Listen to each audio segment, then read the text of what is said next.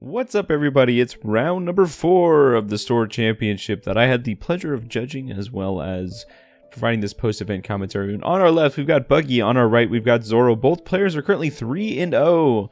Buggy's had a pretty good night tonight, and Zoro obviously doing pretty well. Buggy, I think, won the die roll here, decided to knock Zoro off of first, and Zoro's going to go ahead and start off with a good old Nami. The Buggy started with the Searcher as well, picked up a 2k, and it looks like we're going to find the Tony Chopper, which is exactly what the Zoro deck needs on this next turn here.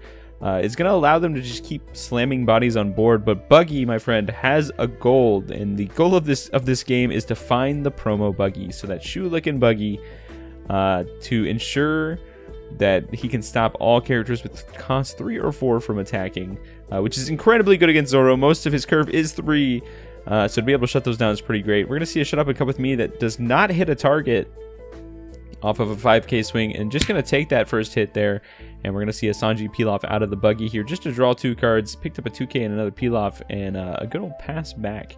I think I see at least 4 2ks in hand here for the Buggy deck, so looking pretty good from the Buggy's perspective. Going to be able to get out of a lot of these attacks, but one thing that he's currently missing that he's likely digging for again is that promo Buggy, which was released with OP10. So now Buggy has a little bit more resilience against aggro decks, and we're going to see a 5k here go at lead here. As the Buggy player might just end up countering out of this one. Doesn't really want to give up too much life too early. I always say the first one's free, but hey, against a deck that gets incredibly aggressive and you don't have a shoe Buggy in hand, you kind of want to stave off some of those early swings, those cheap swings, right? Because we're going to start to get bigger swings, 7k swings, stuff like that. Just going to cost a little more later. We do find a Robson off the Tony Chopper. And we're just going back to Buggy's turn. Notably, Zoro left 1 Dawn up, so we could see another Shut Up and Come With Me coming out of the Zoro here, instead of just swinging a 6k. And Buggy's on the 5k turn.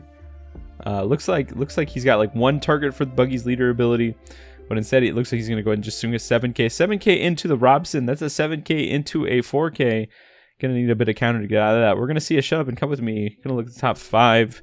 Try to find something pretty nice, a nice little animal that he can put into play. Stood up here, and it does look like he has the blocker chopper amongst those. Instead, you're going to go for the Tony Chopper, the big boy instead, which is applicable, right? You can definitely grab that. Now, notably, that chopper does require to be your turn to do its on play, so won't be able to stop that here. We're gonna just let the Robson go. And we're going to see another peel off, just digging as hard as they can to find that Buggy here. Found another 1-count Searcher on this next turn. So likely we're going to see every turn is him just searching as hard as he can. Because once he finds that card, this matchup gets a whole lot easier for him. Just being able to slam that down and be able to just, negate several attacks from the Zoro deck. Turn these choppers offline and any of the Rush Zoros, things like that. So we see a 1 attached elite here. These choppers might end up swinging 7ks here, just to try to pressure the Buggy down as much as possible. Looks like 2 Dawn are getting set up here, but I saw Rush Zoro in hand too, which could be like a 6, so you could go like 7k, 6k, but I think we might end up going for a 5k with Nami. So Nami gonna go ahead and swing a 5k here. Buggy player has a whole lot of 2ks. I don't know if he really wants to spend a 2k on a measly 5k hit, so we might see the Buggy take it here. And that's exactly what's going to happen. No trigger off of it. Looks like he added another 2k to hand, and we're going to swing with the chopper. Good old chopper. Just a little bit of a quick explanation. Zoro's power increases for the whole board, so Nami is a 5k. And chopper's going to pull up the blocker chopper here. Likely we're not going to see that blocker chopper stick around, and we're going to see another 6k here with the second chopper, trying to fill up the board as much as possible. Looks like there's a Robson among those. It's going to be coming down as well. And 3 Dawn left here. Another 2k out of hand. And likely could see probably another 6k off of the Zoro here. So going to take that one. No trigger off that. And now we're going to see a Zoro come down, replace the Nami, swing another 6k here. This is what all those 2ks are for. Going to counter that with another 2k. And pretty big turn for Zoro. 1 5k, 4 6ks. Pretty disgusting. And this 1-drop Galdino needs to find a shoe Buggy, or else this game might end up getting pretty tough for the Buggy player. And we do find the shoe Buggy. The promo is here. And we've definitely got enough to play that out here. We can also use leader ability to play it out for 5 Dawn. So you could see that coming out as well. Could end up just doing a little bit of swinging into some of these other characters. And yeah, we're gonna see a 6K into the chopper, and we're gonna get a 1K. And now I am actually watching over this, so I'll have him fix that in just a second. But we're gonna discard a card. We're gonna play out the Shoe Buggy. Shoe Buggy puts another card into play, which is the Crocodile. And you can see my hand coming in here and saying, "Hey, that was a 6K swing into a 5K body. You need to give another 1K counter to get out of that." And he drops another counter in the yard. That's what happens when I'm watching. I'll catch stuff like this. But we see the Mihawk come down. Mihawk's going to draw 2, trash 1. Second Shoe Buggy in hand. Might be end up keeping that around. The big 10 cost Buggy, not very good when it bottoms like a 3 drop in this deck. But Shoe Buggy came down exactly when the Buggy player needed it to come down. Look at Zoro's board. That is 5 3 cost characters that can no longer attack. If Zoro wants to start playing new things, like he's gonna have to replace bodies on board that he's already committed to here.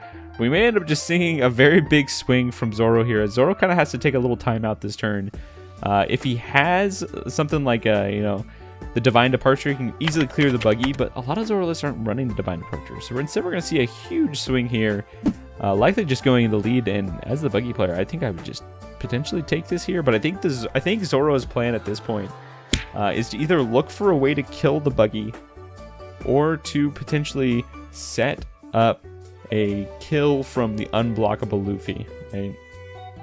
A lot of Zoro lists run at least 2 to 3, sometimes 1 to 2 of the unblockable Luffys, but he definitely needs that this time.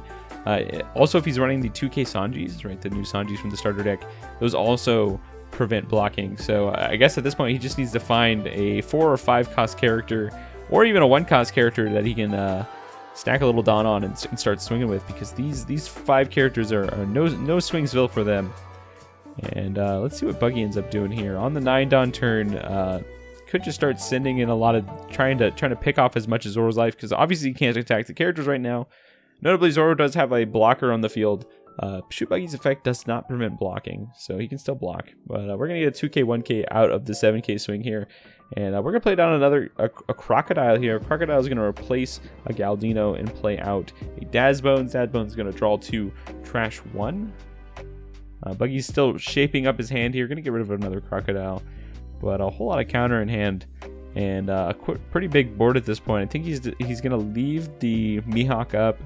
Just going to use it as a blocker at this point to kind of prevent Zoro from to continue swinging really heavy, right? Because without a blocker, he could just keep swinging heavy every turn. But looks like with the Crocodile play of this last turn, this Buggy deck's going to have quite a bit of pressure now going into the turn here. We're going to see attach 1 on lead here. And is that a Gum Gum? I think it's a Gum Gum Mulgun in the front of Zoro's hand here. So Gum Gum Mulgun, not nearly enough to take out the Buggy, right? Because it's a minus 5K, then KO at 2. But we could end up seeing that here, and so we're gonna see a Mulgun come down. He's gonna give -5 here, and likely could just KO the Galdino. But I'm curious what he's gonna go for here, and drop another. I was just like, hey, like just make sure did you declare a target for that? Because there is 2 parts of the effect. It looks like he did. And yeah, and then the second Mulgun's going to come down, going to give -5K to the Buggy again. And now we're in Swingsville again. It's time for all these guys to set forward, but our Buggy player had a backup plan. And has another one in hand to slam down here. So Zoro in the clear for 1 turn here. Going to be able to filter through the top 5. Try to find some animals to potentially put into play. Though at this point, it's really worth replacing some of the ones that are already in play. I guess a pretty fair trade is a chopper blocker for a Robson that's already swung. You're going to see a 2K out of Buggy's hand. We're going to see another. Is this going to be a 5K? 5K with the blocker. Nope, 6K. We're going to see a 6K go in to lead here. Going to counter that out with 2K. Got another 6K going in here. We're starting to run out of 2Ks. We at least have 1 more in hand here. But things are looking a little tough. Looks like a top 5 swing off of the chopper here. Does not look like he found a target, but at this point, would you want any other target than what's already on the board? I think on the board right now, he's got a pretty solid amount of kind of the best animals that you can hit off chopper. And yeah, the 6K gonna get another 2K. We're gonna swing another 6K. I think this is just gonna eat a block here. And then the next 6k is just going to end up taking a life at this point. Doesn't want to use up 2 cards in hand, and finds another Mihawk. So Mihawk City now at this point, and little does the Zoro player know, another shoe buggy is coming down. And so that notably, like, that promo is really good, right? Because that promo also puts into play another character. So it, like, you put that into play, it stops your opponent's nonsense, right? Their low bodies from swinging. Then it puts another character into play too. So this is going to be pretty insane for the buggy player here. And then just like having the Mihawks in hand, being able to play those out, to be able to cycle through and filter out to ensure you still have a lot of counter for this later match is pretty great. So I think we might end up seeing just a bunch of swings into life at this point, because we know Shoe Buggy's coming down again. Luffy just used 2 mole guns to clear 1, right? I guess Divine Parcher is like the only scary thing that this buggy deck has to worry about, right? Divine Parcher is just a straight 1-for-1 for that, and we're instead going to see a 6k into a 5k here. We're going to get 2k out of hand. We're going to swing a 7k. I think. Is that going to another character, or is it going at life here? I think at this point, I think Buggy needs to start pivoting towards life, especially if he's going into the plan. But instead, we're going to get some counter out of that as well. We're going to see a 5k go into a 4k that's going to get taken out here, and looks like he's setting this aside enough Dawn to potentially use leader effect. But I think, yeah, he's going to use Buggy's effect, going to pitch a pudding, going to play out Shoe Buggy, right? And Shoe Buggy can put another character into play, which is going to be good old Mihawk. Mihawk's going to draw 2, trash 1. Now the goal is to try to keep as many 2k counters in hand with only 4 cards in hand. Rush Luffy is still an out for the Zoro, but he's going to need it to survive, and he's going to need to swing with it again. So this is still kind of rough for Zoro at this point, unless Zoro finds something like a Divine Parcher. But we'll see here what Zoro ends up doing. We got another 5 Dawn to work with here. Could play out a Daz Bones here to replace a Daz Bones, right? Daz Bones for a Daz Bones, just to draw 2, trash 1, just to filter out for a 2k, and that's exactly what we're going to be doing here. Draw 2, trash 1. Now this is a little bit of a potential thought here, is could keep the Pilaf in hand for next turn to use but potentially that 1k counter in the pudding is maybe a little more beneficial right now. There's some fear potentially in Buggy, because at any point, right, we can see a Divine Departure come down, and then all those bodies, they're swinging again. So Buggy definitely has to stay with as much counter in hand as possible. But I definitely think Buggy should have maybe committed some resources to going for game, or to at least whittle down the life total here, especially with how this game is prolonging, right? If he finds a Divine Departure, he finds a Rush Luffy, and that's exactly what he just found. The Nami just found the unblockable Luffy. So we know that if this Luffy comes down, it's going to be swinging for quite a bit, and it's not going to be able to be blocked. So could end up taking a life here. Looks like he's going to have at least 3 Dawn to slap on it. 1 on the leader, and then 2 on the character to at least allow it to not be blocked. But that's going to be a 9k swing with the Zoro, or with the Luffy, which, knowing our opponent's hand, he's got 2k, 1k, 1k, which isn't great. Isn't great against a 9k swing. So we're definitely gonna have to take this life, and just kind of hope that there's not another Rush Luffy, or even a Sanji 2k, right? So either one of those is going to be potentially lethal. Zoro has a lot of tools now, especially with Starter Deck 2022, to kind of get around blockers. But they're all, at least, the new tools and on play. So it doesn't help you with Blackbeard, but it does help you with some of these other matches. And we're gonna see a 10k actually. Yeah, you had enough Dawn to go 10k. Gonna take that one, not a 2k off life. Gonna see a 6k, which is a pretty easy block with a 7k blocker.